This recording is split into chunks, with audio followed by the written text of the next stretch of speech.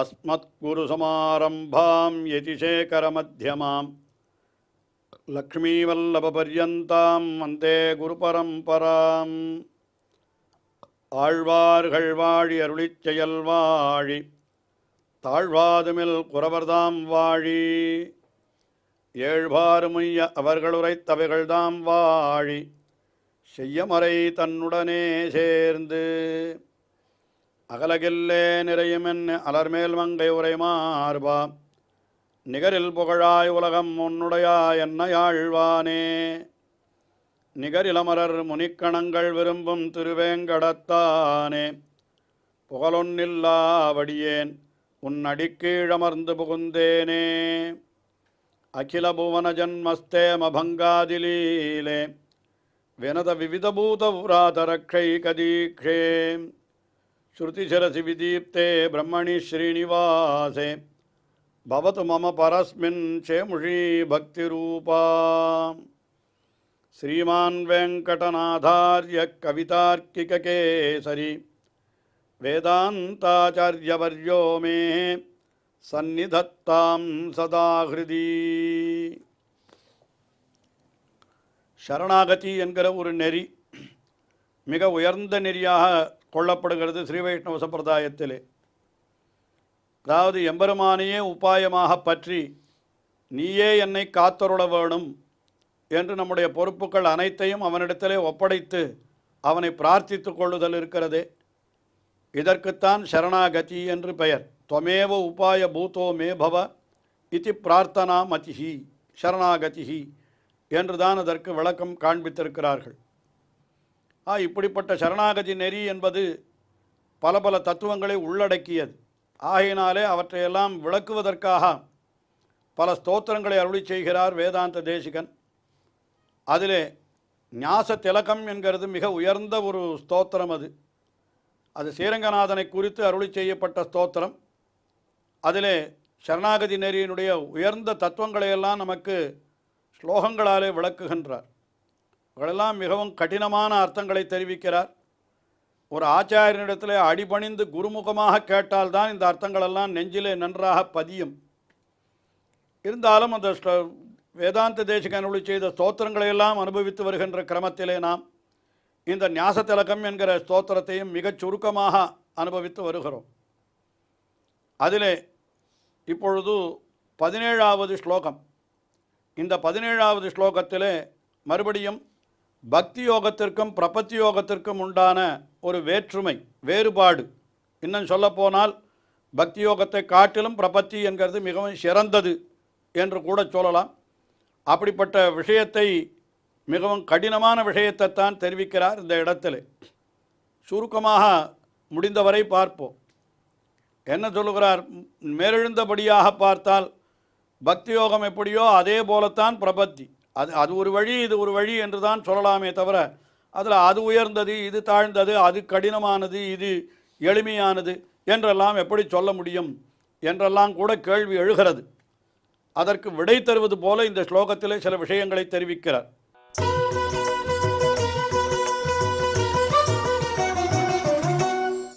விஸ்வாச ஆயாச பூம்னோர் ன்யசன பஜனயோஹோ கௌரவே கோ விசேஷः தத் சத்பாவேபி தர்மாந்தர இவ கடதே கர்த்ருபேதாத் விகல்பः தத்வேதோ ரங்கசாயின் இதரகதிதாத்யுத்த शोकातिरेकात् सद्विद्यादौ विकल्पस्त्वभिमति विदया तेन तत्रैकराश्यम.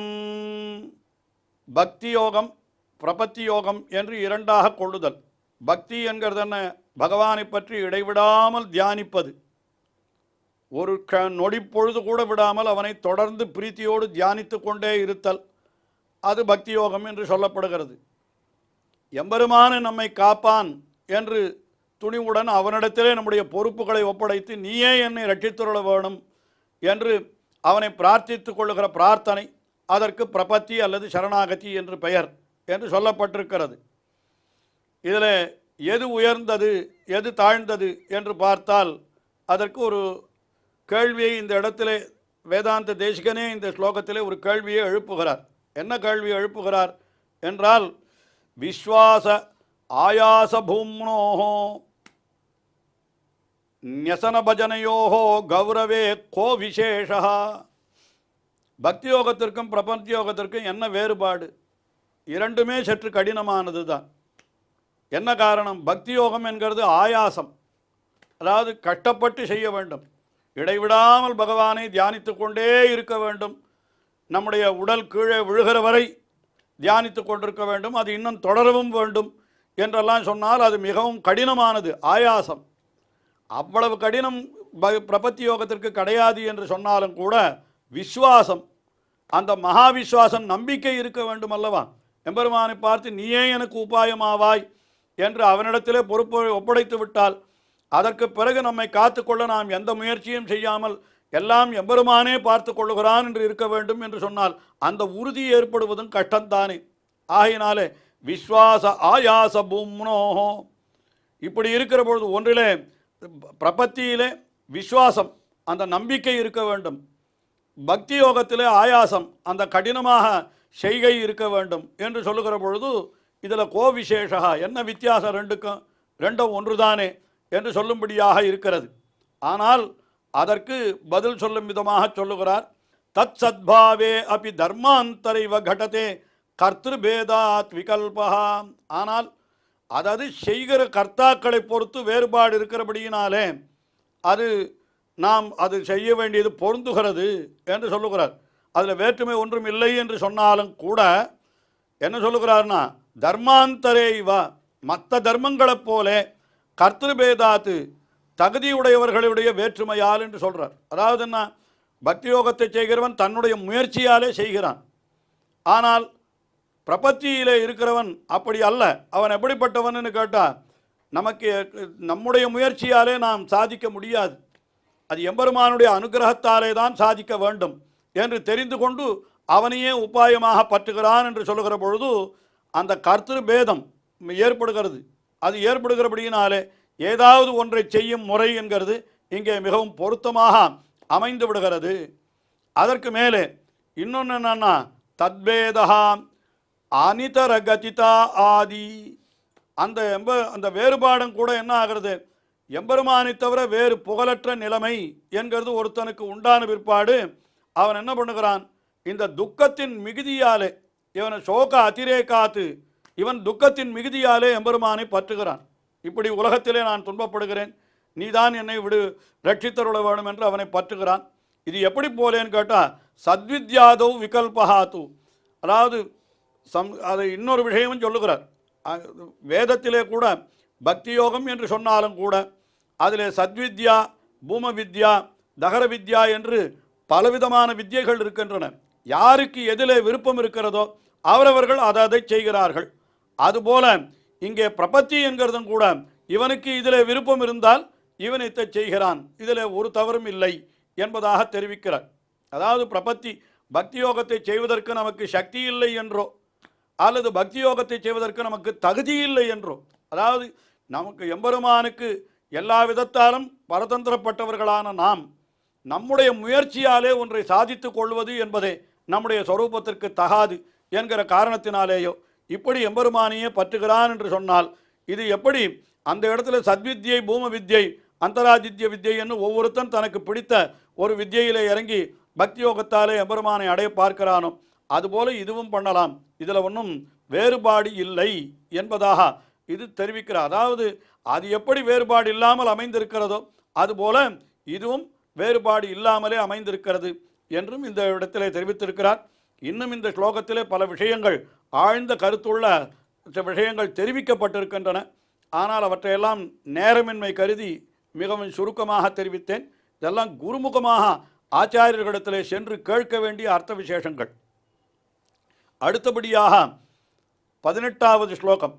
இந்த ஸ்லோகத்தில் என்ன தெரிவிக்கிறார் என்றால், பக்தி யோகம் எப்படி எல்லா பலன்களையும் கொடுக்குமோ, இவன் கேட்கிறதையெல்லாம் கொடுக்கிறதோ அதுபோல பிரபத்தி என்கிறதும் கூட இவனுக்கு எல்லா பலனையும் கொடுக்கிறது. எம்பெருமானையே உபாயமாக கொண்டு விட்டால் இவனுக்கு கிடைக்காதது எதுவுமே கிடையாது என்கிற அர்த்தத்தை அடுத்த ஸ்லோகத்திலே தெரிவிக்கிறார்.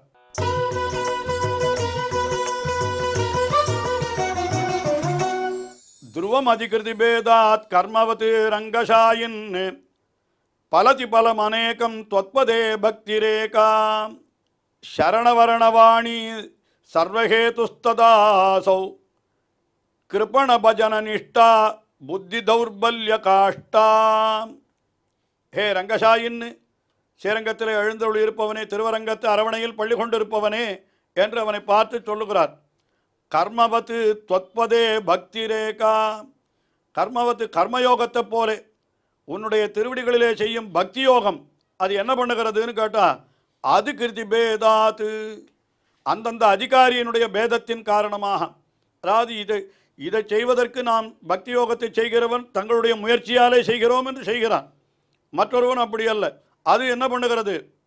பலனை கொடுக்கிறது. அதே போலத்தான் இந்த பிரபத்தி. இது என்ன, அதனால் என்ன பலன் கிடைக்குமோ அதே பலன். சரணவரணவாணி, உன்னுடைய திருவடிகளையே உபாயமாக பற்றுகின்ற இந்த வார்த்தை இருக்கிறதே, பிரார்த்தனை, அதுவே கூட என்ன பண்ணுகிறதுன்னா சர்வஹேதுஹு, எல்லா பலன்களையும் கொடுக்கிறது என்று சொல்லுகிறார். கிருபண பஜன நிஷ்டா புத்தி தௌர்பல்ய காஷ்டா. தனக்கு சக்தியே இல்லாதவன், அதாவது பக்தி யோகத்தை அனுஷ்டிப்பதற்கு தகுதி இல்லாதவன், அந்த பக்தி யோகத்தை அனுஷ்டிப்பது என்பது எப்படிப்பட்டது என்று பார்த்தால் புத்தி தௌர்பல்ய காஷ்டா, அறியாமையினுடைய உச்சநிலை என்கிறார். அதாவது நாம் எம்பெருமானை குறித்து சரணாகதி தான் பண்ண வேண்டும். பக்தி யோகத்தை அனுஷ்டிப்பதற்கு நமக்கு, அதாவது அதற்கு இரண்டு விதமான கருத்து சொல்லப்படுகிறது. பக்தி யோகத்தை அனுஷ்டிப்பதற்கு சக்தி இருக்கிறவர்கள் பக்தி யோகத்தை அனுஷ்டிக்கலாம். அது இல்லாதவன் சரணாகதி என்கிற பிரபத்தியைத்தான் அனுஷ்டிக்க வேண்டும் என்று இப்படி ஒரு கருத்து சொல்லப்படுகிறது. ஆனால் சக்தி என்பதே அல்ல, அது நமக்கு தகுதியானதா இல்லையா என்று பார்க்க வேண்டும். எம்பெருமானுக்கு எல்லா விதத்திலும் பரதந்திரப்பட்டவர்களாக இருக்கின்ற நாம், நம்முடைய சொரூபத்திற்கு தகுதியானது எது என்று பார்த்தால் சரணாகதி தான் என்று இப்படி நினைத்து சரணாகதி செய்வது என்று ஒன்று என்று இது இரண்டு சம்பிரதாயங்களாக வேறுபாடு சொல்லப்படுகிறது. இந்த இடத்துல எதை வேண்டுமானாலும் கொள்ளலாம். என்ன சொல்லுகிறார்? அந்த கிருபண பஜன நிஷ்டா, தகுதியற்றவன், அதாவது பக்தி யோகத்தை அனுஷ்டிப்பதற்கு நமக்கு தகுதியே இல்லை என்று பார்க்கிற பொழுது, அப்படிப்பட்டவன் பக்தி யோகத்தை நான் அனுஷ்டிக்கிறேன் என்று சொன்னானால் அது எப்படிப்பட்டது? புத்தி தௌர்பல்ய காஷ்டா, அறியாமையினுடைய உச்ச நிலை அது. ஆயினாலே அதை நாம் செய்யவே கூடாது. பின் எத்தை செய்ய வேண்டும் என்றால், இந்த சரணவரண வாணி என்று எம்பெருமானுடைய திருவடிகளை உபாயமாக பற்றுகிறேன் என்கிற பிரார்த்தனை, இதை பண்ணினாலே இவனுக்கு எல்லா பலன்களையும் எம்பெருமான் கொடுப்பவனாய் இருக்கிற பொழுது இவன் எதற்காக அந்த மிகவும் கடினமான பக்தி யோகத்தை இவன் அனுஷ்டிக்க வேணும் என்பது போல இந்த ஸ்லோகத்திலே சில அர்த்தங்கள் தெரிவிக்கப்படுகின்றன. ஏற்கனவே தெரிவித்தார் போல இந்த ஸ்லோகங்களிலே தெரிவிக்கக்கூடிய அர்த்தங்கள் எல்லாம் மிக உயர்ந்த தத்துவார்த்தங்கள் ஆயினாலே இவற்றையெல்லாம் ஒரு ஆச்சாரியனிடத்திலே நேரே அடிபணிந்து அவரிடத்திலே நேரே உபதேசம் கேட்கிற பொழுது புரிவது போல நாம் இப்படியெல்லாம் விளக்குவதனாலே புரிந்து விடாது. இருந்தாலும் அந்த ஸ்தோத்திரங்களை அனுபவித்திற்கு வருகின்ற கிரமத்திலே நாம் இந்த ஸ்லோகங்களையும் நாம் அனுபவிக்கிறோம். இன்னும் உயர்ந்த அர்த்தங்களை தெரிந்து கொள்ள விரும்புபவர்கள் அதற்குரிய ஆச்சாரியர்களிடத்திலே சென்று கேட்டு இந்த ஸ்லோகங்களுடைய அர்த்தங்களை எல்லாம் உள்ளபடியான அர்த்தங்களை இன்னும் விரிவாக தெரிந்து கொள்ள வேணும் என்றுதான் அடியேன் எல்லாரையும் கேட்டுக்கொள்ளுகிறேன். ஸ்ரீயக்காந்தாய கல்யாண நிதயே நிதயேர்த்தினாம் ஸ்ரீவேங்கட நிவாசாய ஸ்ரீனிவாசாய மங்களம். ஸ்ரீமத் சுந்தர ஜாமா திருமுனிமான சவாசினே சர்வலோக நிவாசாய ஸ்ரீனிவாசாய மங்களம்.